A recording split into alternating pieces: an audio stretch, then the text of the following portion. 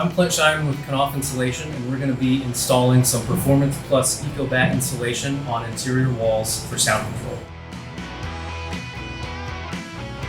The installation process on an interior wall is going to be the same for an exterior wall. We just want to make sure that the cavity is completely filled with insulation so that we can get the maximum sound deadening ability of the space and our product.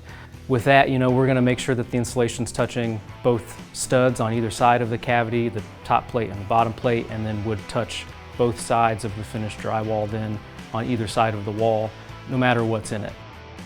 So if there's plumbing or a wet wall or outlets and wires or blocking for cabinets or something like that, we're going to cut and fit around that so that the entire space is still insulated.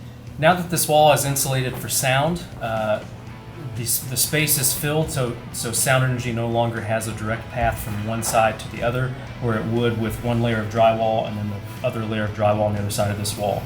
And the important thing to consider with sound insulation is that thickness matters more than density. So here we are installing a light density product, and we're going to stop the same amount of sound and get the same performance as we would with a more expensive high density type product.